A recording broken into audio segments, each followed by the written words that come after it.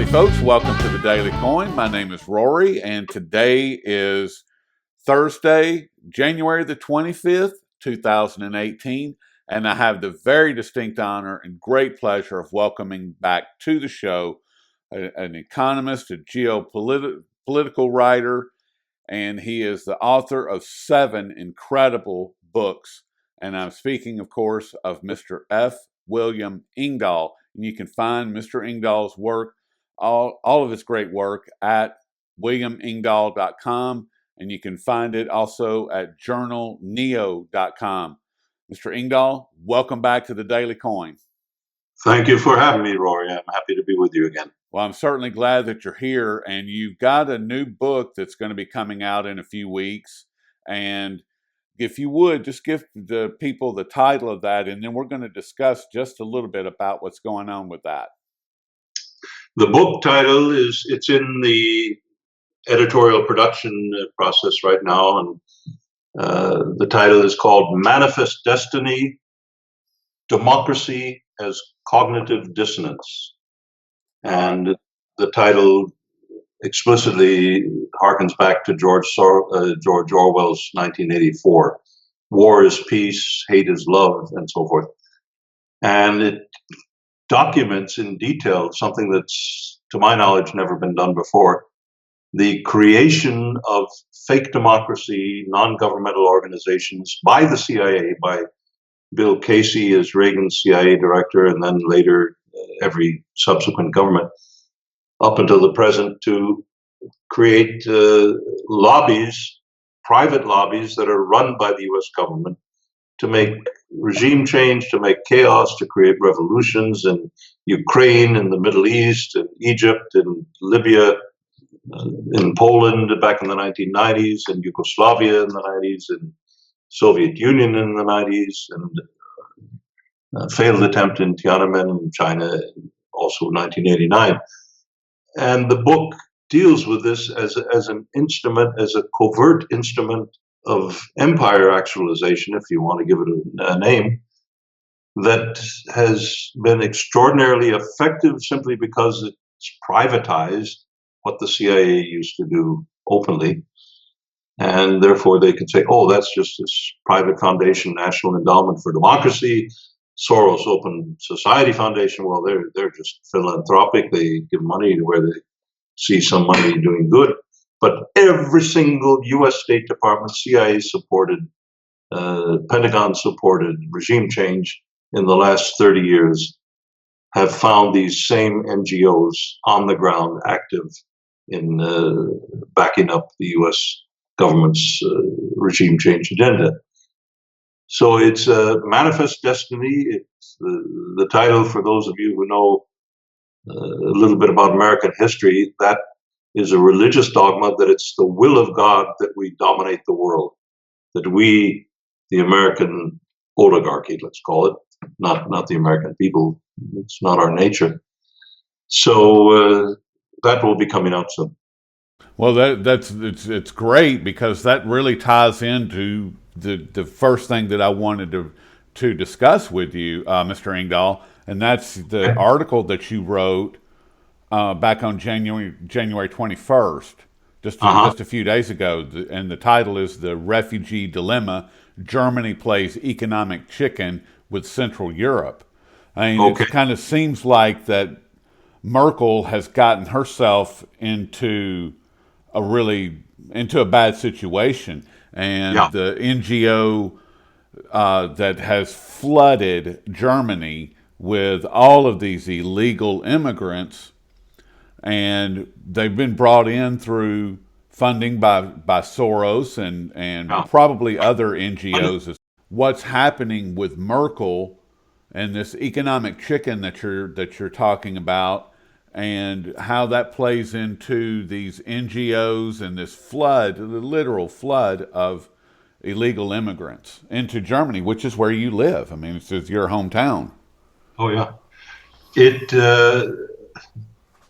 Most intelligent, sane observers, after the initial reaction, oh, these are desperate people, we have to be charitable and open our arms and so, But when they realized 1.3 million people came in 2015, and that all of the chaos, the terror, there were ISIS undercover people infiltrated into Germany through this whole terror networks and sleeper cells being built up and whatnot. And then you just had, most of them were 19 to 24-year-old single males who came to Germany because somebody, the finger points to the U.S. State Department secret intelligence arm, sent Twitter messages throughout the Arab world or Syria saying, come to Germany, everything is a free lunch. It's better than winning the lotto in Syria or winning the lotto in Libya or the lottery. So, and it is for them. They get free benefits, housing, healthcare, and so forth. But it's not about the war, because Germany backs the war against Bashar al-Assad, and Germany is playing the NATO game in the Middle East that's creating the refugees. So there's a duplicity here, and the dimension of this thing became so enormous that when it was no longer deniable that many of these 19 to 24-year-old single males were coming from Afghanistan, they were coming from Morocco. These are not, part of the intended Syrian refugee help. So, and from Libya, this war zone, which Hillary Clinton, when she was Secretary of State, helped to bring about, a dysfunctional state there. So at this point, Merkel's party, this Christian Democratic Union and the Christian Social Union in Bavaria, it functions as a bloc historically.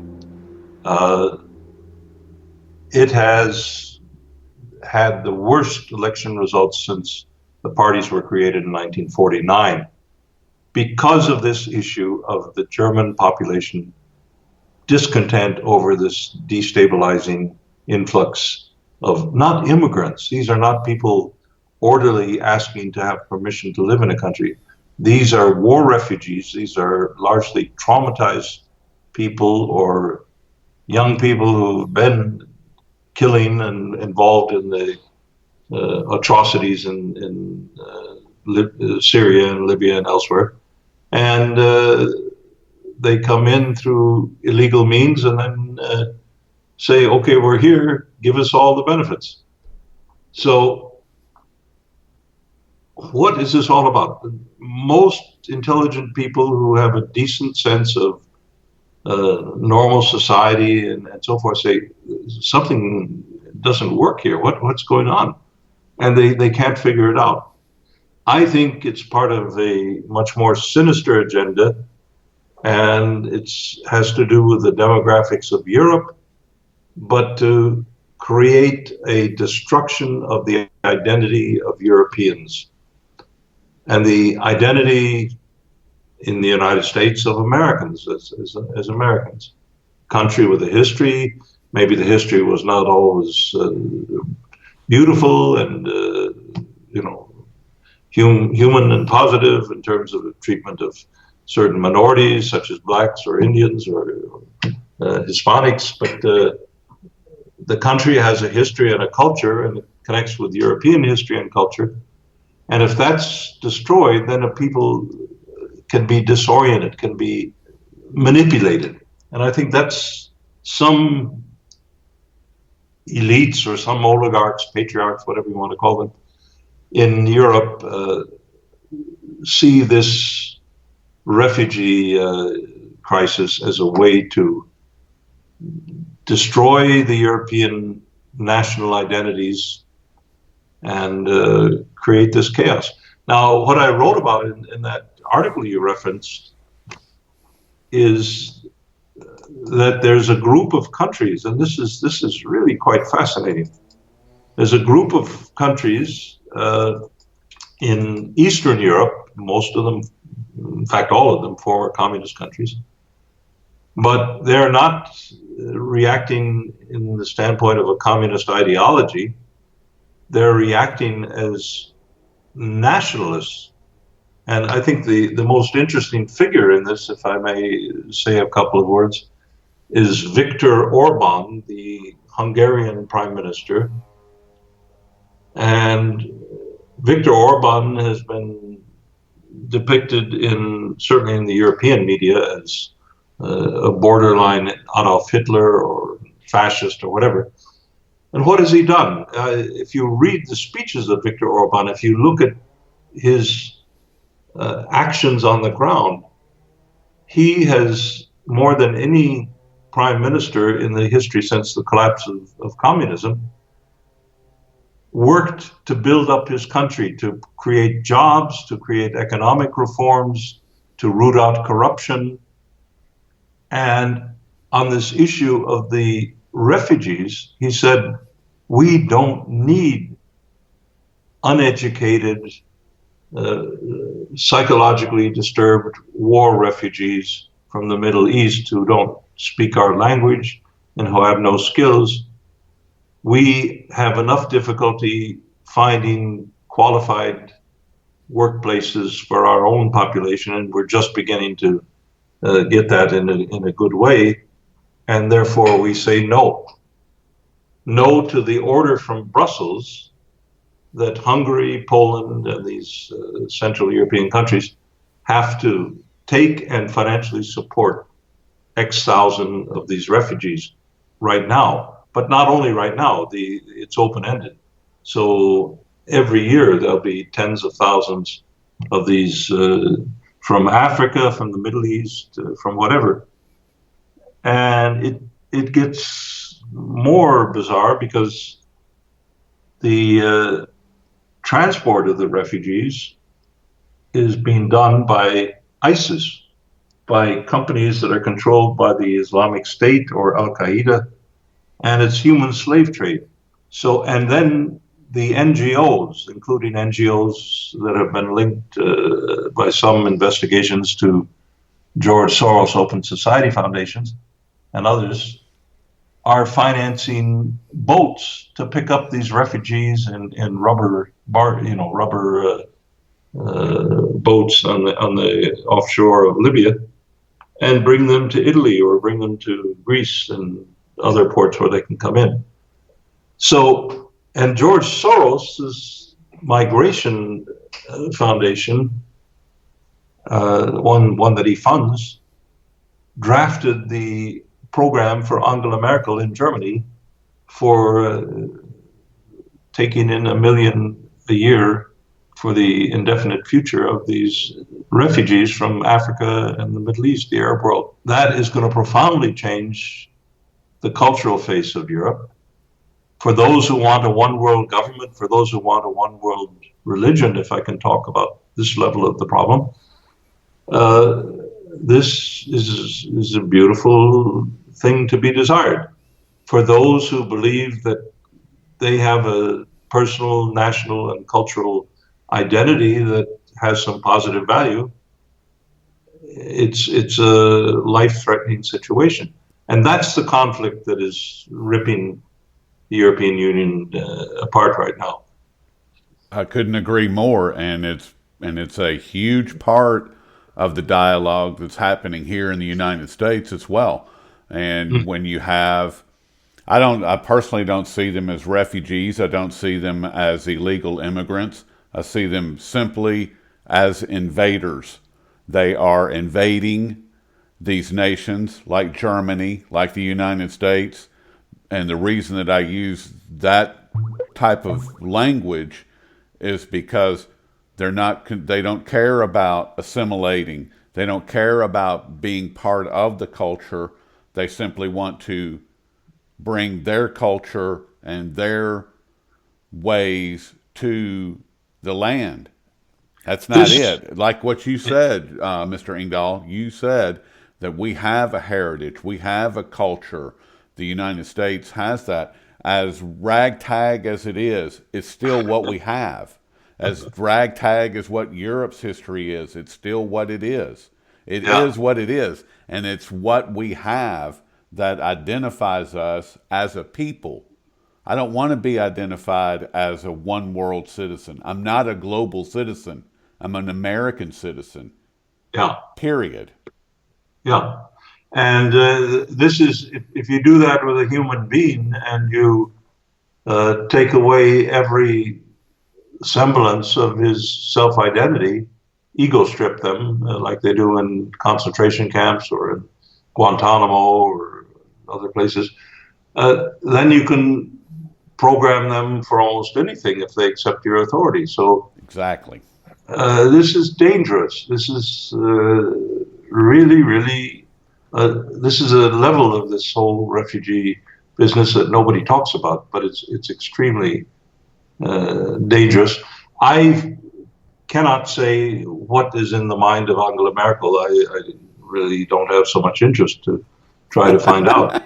But what I can say is that I have talked with retired leading German members of parliament in the Merkel party who know Merkel personally and who have had, you know, extensive dealings with her in political negotiations.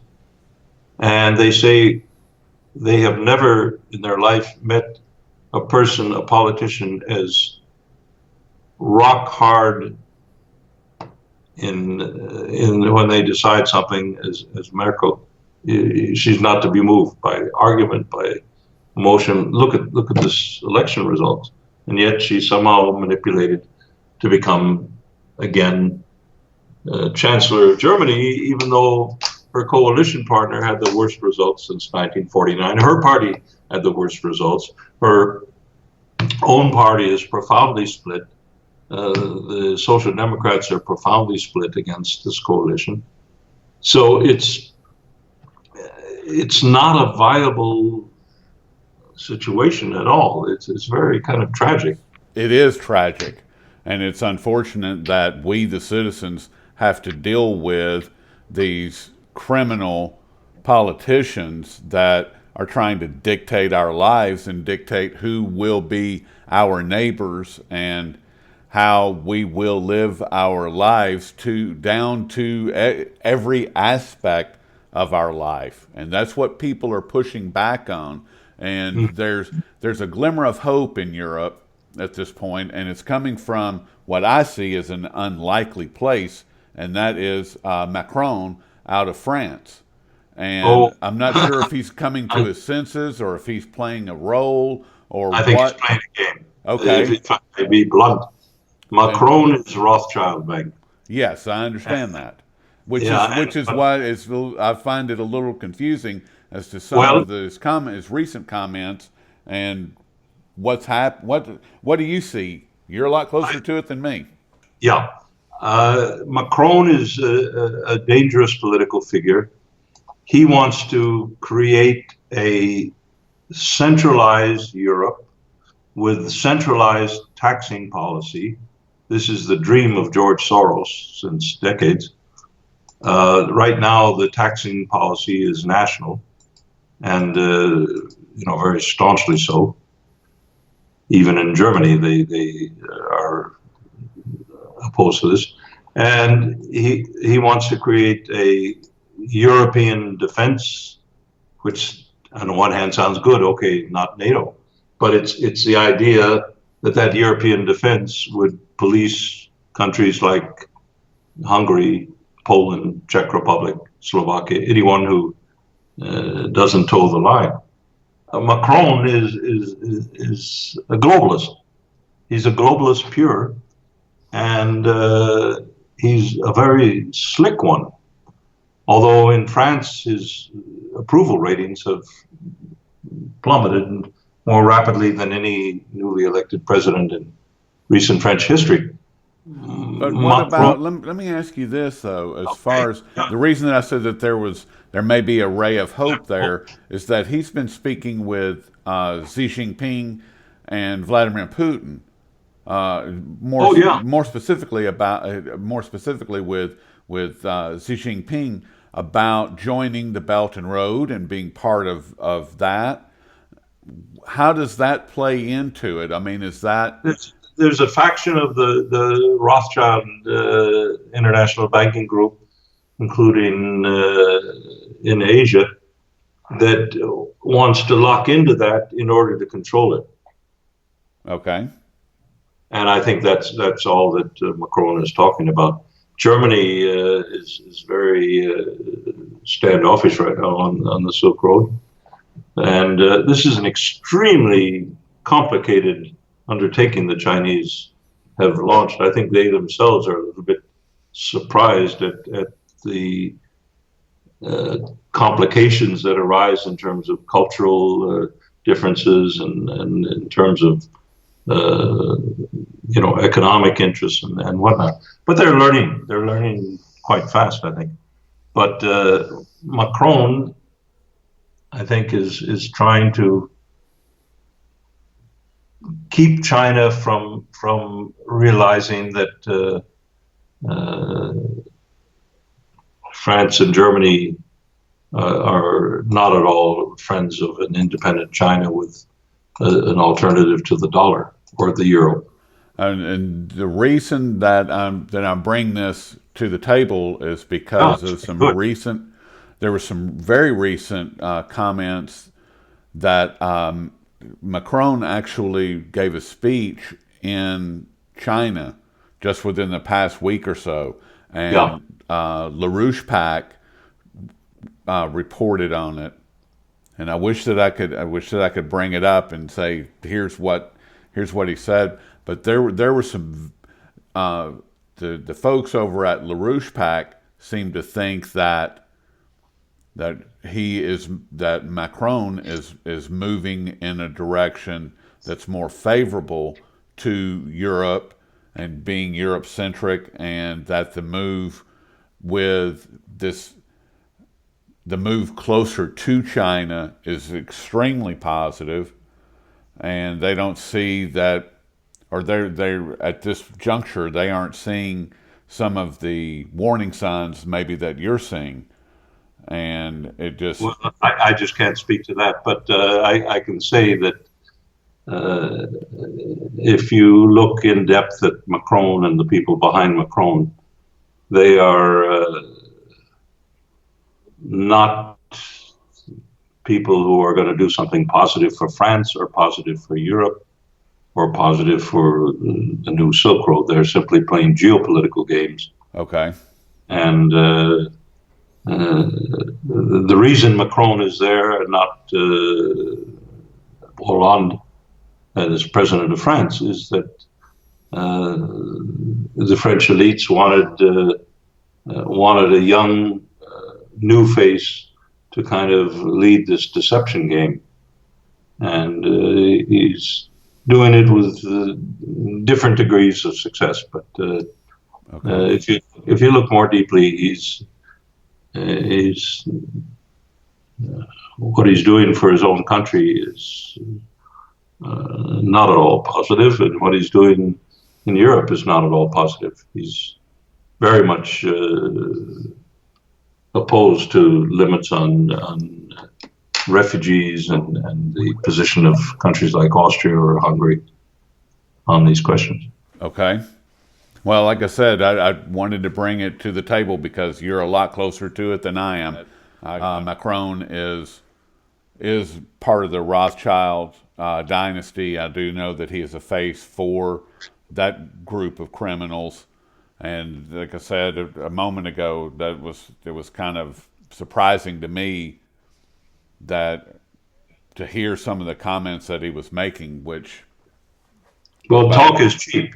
Well, in politics. Well, that's if true. It has an effect, then you say whatever you need to say to have the effect. But that's effect true. is what Well, and I want to kind of shift gears and look at something that I know that you pay very close attention to, and that it's very high on my radar as well, and that is the Belt and Road Initiative and what's happening with that whole scenario. And you said that China may be realizing that there's a lot more to it than they originally had planned on, and now we see ISIS, or we hear there's been some drips and drabs coming through about ISIS creating problems. How do you see the Belton Road unfolding and coming into the Eurozone? Well, Is that going to be smooth, or what do you see happening? no. It's not going to be smooth because what the Belt and Road Initiative that Xi Jinping announced in 2013 in Kazakhstan and has now become embodied in the party doctrine as state policy since the 19th Party Congress late last year. The BRI, or the New Economic Silk Road, as some call it, a transformation strategy to build up the world economy, and it goes directly against the Malthusian agenda of the West, especially the Anglo-American faction that's dominated world economics since since 1846, but certainly since 1945. The Belt and Road Initiative is more than just building a bunch of railway links to ship Chinese goods to Europe and bring back some European goods. It's more efficiently. It's a totality of an economic alternative to war. That's how I see it. I was in China last year visiting several nodal points of the New Silk Road. First of all, in May of last year, they held the first meeting of all the interested countries. And at the last minute, Narendra Modi, the Prime Minister of India, said no, because China is building railroad links into Pakistan. We say no to the Silk Road. And I think the Chinese were initially a little bit surprised and shocked. They realized what they're doing with this Silk Road is threatening the vested interests of Anglo-American global money interests, the money powers, the gods of money, if you want to call them that, in an existential way, that they are not only building railways, they are building ports, deep sea ports, but they're also building new monetary arrangements that would allow countries to have an alternative to the tyranny of what I call the tyranny of the dollar system.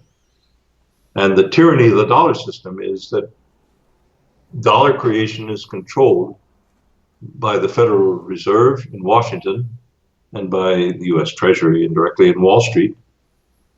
And it's used as a political weapon when the United States decides that they want to put economic pressure, let's say, on Germany and on Europe. Then the former Goldman Sachs Mnuchin comes to Davos and says a weak dollar is very good for U.S. exports. So in other words, talking the dollar down at a time when the dollar is already in decline and falling. So this is political. This is using the dollar as a political weapon. They did it in the 1980s, the mid-1980s, the dollar and the yen, and the so-called Plaza Accord. And what the Chinese and the Russians and other countries are doing with the financial side of the Silk Road is de-dollarizing. They're denominating their bilateral trade in yuan or in Chinese yuan or in Russian rubles, and clearing that bilaterally and not via the dollar. And they are also building up, those two countries are building up the greatest reserves of central bank gold of any countries in the world. So those currencies are going to be in the period of crisis that is certain at I think a very near point, probably sometime this year, to snowball in terms of the U.S. Treasury bond market and certainly the stock market bubble that was created by the 2008 qualitative easing and all the other monkey business that the Treasury and the Fed did to prop up the Wall Street banks. This is now coming to a very precarious point. So, in that context, to build infrastructure, to build real projects in Eurasia, in Iran, in Russia, in Eastern Europe, there are 16 nations in Eastern Europe and Central Europe who held a conference with the Chinese Prime Minister 2 months ago in Budapest, Hungary, to talk about how to integrate Eastern Europe, country by country, with the China Belt Road Initiative, the new Silk Road. So this is huge, and it's creating a geopolitical alternative to an Anglo-American dollar hegemony. And this is, if you read the new defense strategy document that Defense Secretary Mattis just released under his name a few days ago, it's really an extraordinary document because it talks about China and Russia as a strategic competitor using predatory economics to intimidate its neighbors while militarizing features in the South China Sea, and that Russia has violated the borders of nearby nations and pursues veto power over the economic, diplomatic, security decisions of its neighbors. And they accuse China and Russia of wanting to shape a world consistent with their authoritarian model. Well, predatory economics, what is the economics of the U.S. drafting of the World Trade Organization treaty in the 1990s, which benefited U.S.-based multinational corporations above all others for agriculture and other areas, for finance, for competition worldwide. But they don't call that predatory economics, they call it free market economics. Right. So, this is what Mattis is admitting in this document is, I'll give you a quote from it. Today we're emerging from a period of strategic atrophy, aware that our competitive military advantage has been eroding. We are facing increased global disorder, a decline in the long-standing rules-based international order. Well, the rules were written by Washington, by the Pentagon, by the CIA, by the State Department, and nobody else. So what they're saying is the American century is losing power everywhere. Help, we have to come up with something drastic. I think a pretty clear indication that, and they talk about the Silk Road in this context. I think the Silk Road terrifies them. Oh yeah, those who have been intelligent enough to figure out the implications of it. Yes. Yeah. Well, I mean, when you have a project that has been estimated to be 11 times the size of the Marshall Plan, if those words right there don't get your attention, then you're not paying attention, because that says a lot. It does indeed. And the most fascinating part that I find about it is that I think it was in 2014 that Kazakhstan, one of the finance ministers of Kazakhstan, met with the Shanghai Gold Exchange for the specific purpose of discussing gold as trade settlement along the Silk Road. Silk Road. I mean Yeah. that was an early component piece that's not being discussed out in the open. They did announce it. They did come out and say, "Hey, we're talking about it," and we just wanted to let you guys know that we're talking about gold as trade settlement for this global initiative. So don't say we didn't tell you, but we're not going to tell you anything else. Well, what China has been quietly doing is building up Shanghai and gold futures trading, but not with ETFs, but with gold-backed futures. And in Shenzhen, Yes. they're building an alternative to the City of London and the COMEX in New York for establishing the world gold benchmark price, at least in Asia. And that has a good chance of succeeding, I think. I think so too. So you take away a huge manipulation potential of the Anglo-American banking cartel. Huge. Well, gold is money.